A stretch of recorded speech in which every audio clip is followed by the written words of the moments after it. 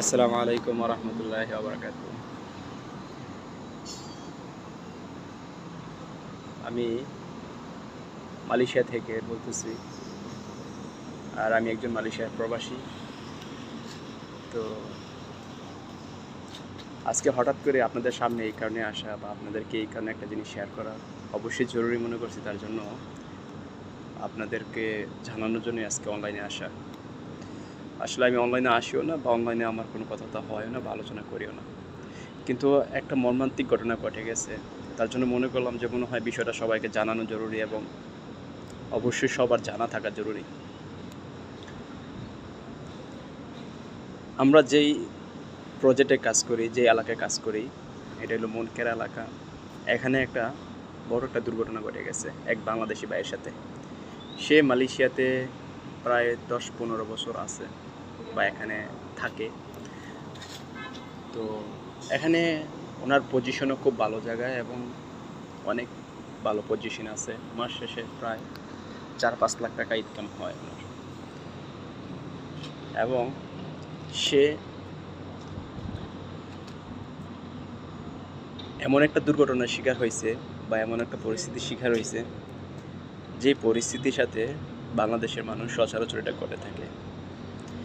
যারা মালয়েশিয়াতে থাকে তারা অবশ্যই জানবেন এবং জানেনও যে এই দেশে ইন্দোনেশিয়ার মেয়েদের সাথে বাংলাদেশের একটা পুরুষদের সম্পর্ক থাকে, যেরকম কাজের ক্ষেত্রে বা তাদের সাথে থাকার ব্যাপারে এবং পার্শ্ববর্তী রুম থাকে, পাশাপাশি রুম থাকে, কারণ তারা কনস্ট্রাকশনের সাইডে কাজ করে এবং বাংলাদেশেরও কনস্ট্রাকশনের সাইডে কাজ করে। তো যেটা বলতেছিলাম, তো তাদের সাথে অনেক সময় দেখা গেল চলাফেরা, ওঠা বসা, কথাবার্তা হওয়ার কারণে তো তাদের সাথে একটা সম্পর্ক জড়ায় যায়। বিশেষ করে আমরা যারা বাংলাদেশে আছি, প্রবাসী। কেন বলছে, বাংলাদেশের প্রবাসীরা এই দেশে অনেক দিন থাকে, তাদের বিবি বাচ্চাদের সাথে দেখা সাক্ষাৎ হয় না এবং বিশেষ করে তাদের বিবিদের সাথে দেখা সাক্ষাৎ হয় না। তো তাদের দিলও চায় যেন তাদের বিবি বাচ্চা থাকে। তো ঠিক এই কাজটার সুযোগ নিয়ে বা এরকম একটা সুযোগ নিয়ে ইন্দোনেশিয়ার মেয়েরা, অনেক মেয়েরা আছে যারা বাংলাদেশের প্রবাসী ছেলেদেরকে তাদের আকৃষ্ট করে এবং আকৃষ্ট করার পরে এরকম কাজ করে যেটি বলার মতো ভাষা নাই বা প্রকাশ করা যায় না। তো বিশেষ করে ইন্দোনেশিয়া মেয়েদের যে ফাঁদটা থাকে, তারা সবসময় টার্গেট রাখে যে একটা বাংলাদেশি ছেলেকে যদি সে তার কাছে নিতে চায় বা কাছে নিতে পারে বা তাকে বুঝায় ফেলতে পারে বা তার সাথে একটা সম্পর্ক করতে পারে, তাহলে তার থেকে অনেক টাকা পয়সা ইনকাম করা যাবে এবং তার থেকে টাকা পয়সা নেওয়া যাবে, তার থেকে সব কিছু, আচ্ছা যতগুলো স্যাক্রিফাইস আছে সবগুলো স্যাক্রিফাইস তার থেকে নেওয়া যাবে।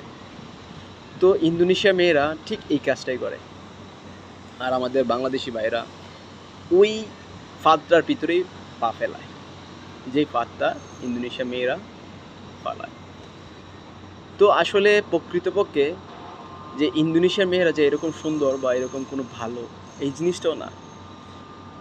কিন্তু যখন একটা প্রবাসী অনেক দিন থাকে মালয়েশিয়াতে, তো তার চাহিদা অনেক বেশি থাকে। তো সে যেটাই সামনে পায় ওইটাই মনে করে যে অনেক কিছু। তো এই জন্য এই ফাঁদটাতে পড়ে যায়। তো যেটা বলতেছিলাম, যে একটা ভাইয়ের সাথে খুব মর্মান্তিক একটা ঘটনা ঘটছে। যে মালয়েশিয়াতে একটা ফোরম্যান ছিল, একটা বড় কোম্পানির মেইনকনের ফোরম্যান ছিল। তো ওই ভাই একটা মেয়েকে পছন্দ করত এবং মেয়েটার বিবাহ ছিল এবং মেয়েটা তার স্বামীও আছে। তো অনেক দিন তাদের এই সম্পর্ক চলতে থাকে এবং মেয়েটাও কি করে, ওই সম্পর্ক করার পরে ওই বাংলাদেশি বাংলাদেশি ভাই থেকে যতগুলো ফায়দা উঠানোর দরকার সব ফায়দা উঠায় নেয় এবং হাসিল করতে থাকে। তো তাদের সম্পর্কটা এভাবে চলতে থাকে। এভাবে চলতে যখন তাদের কাজ প্রায় শেষের দিকে চলে আসলো, যে মেয়েটা কাজ করত এবং ইন্দোনেশিয়া মেয়েটা এবং ওর হাজব্যান্ডও মালয়েশিয়াতেই থাকে। তো ওর হাজব্যান্ড অন্য প্রজেক্টে, অর্থাৎ অন্য জায়গায় কাজ করে, অন্য জায়গায়।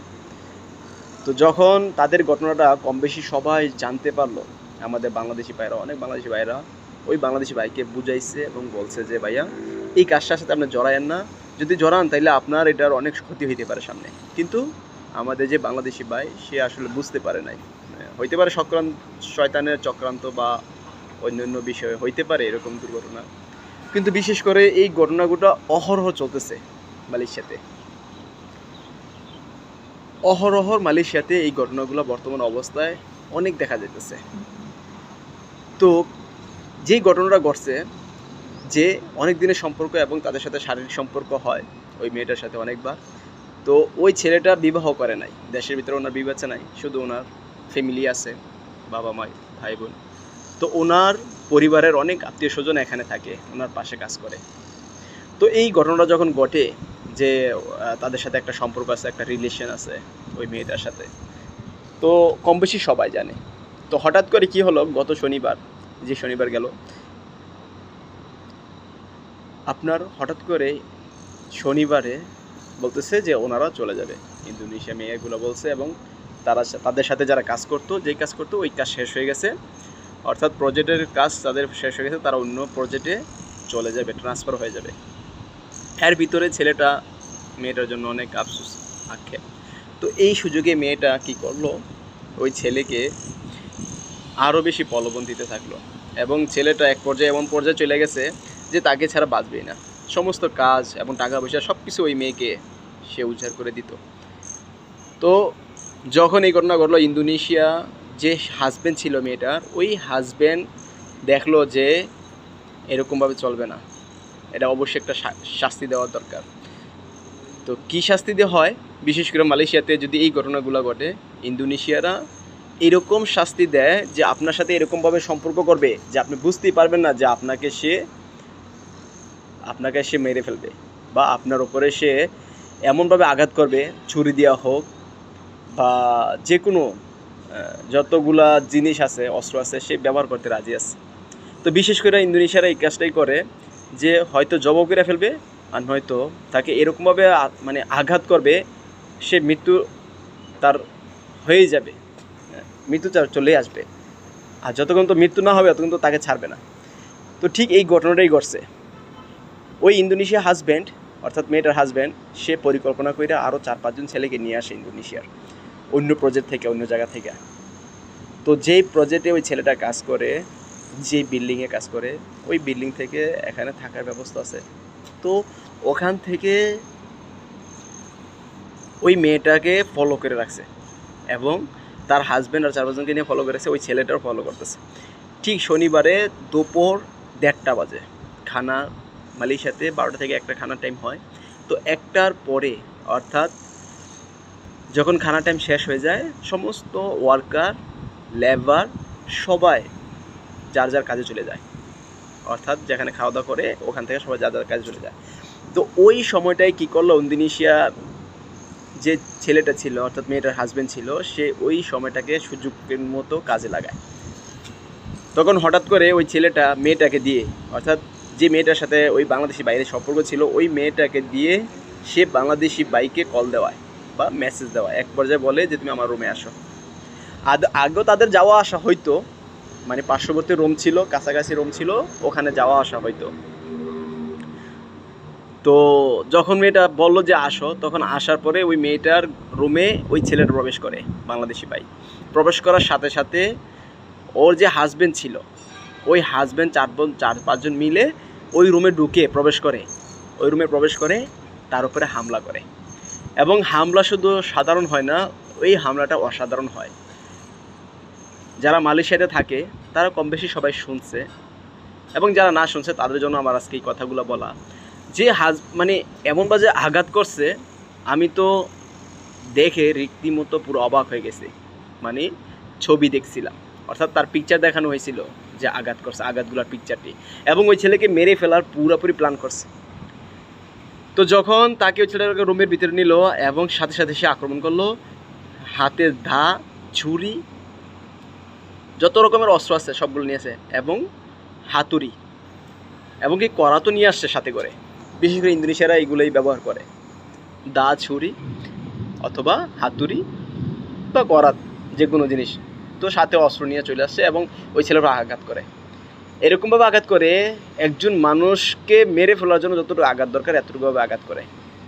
এবং আঘাত করার পরে ওই ছেলেটা পাশে অন্য রুমে বা কাজ করতেছিল ওই জায়গায়, তখন ওই ছেলে আওয়াজ পায়, শুনতে পায়, তখন ওটা তার ভাই ছিল, বাংলাদেশি ভাইয়ের।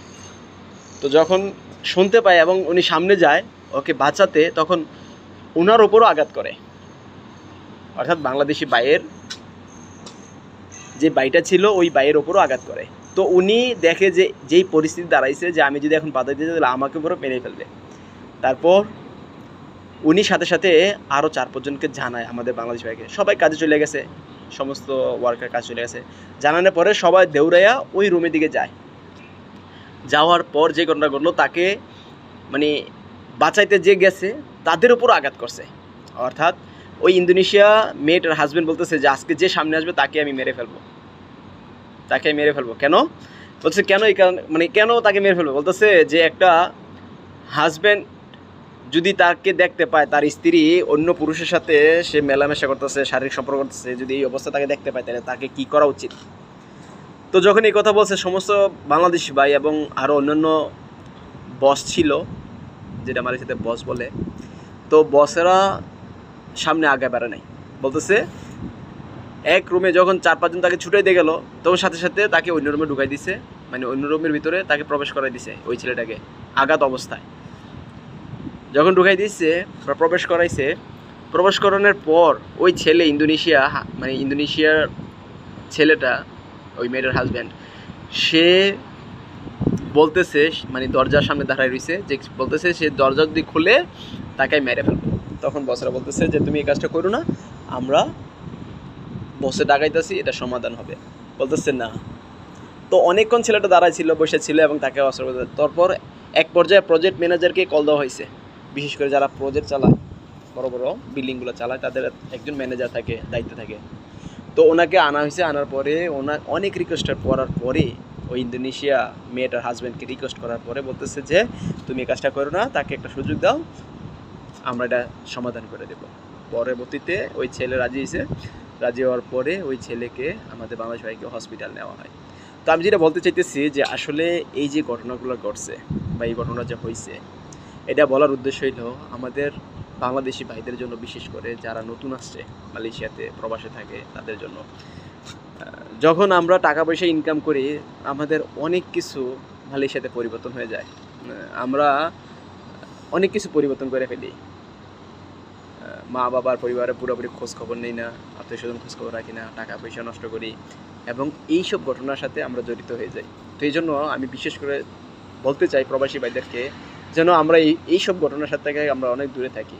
বিশেষ করে নারী কেলেঙ্কারিতে, অর্থাৎ মহিলাদের কোনো কেলেঙ্কারিতে যেন আমরা না জড়াই।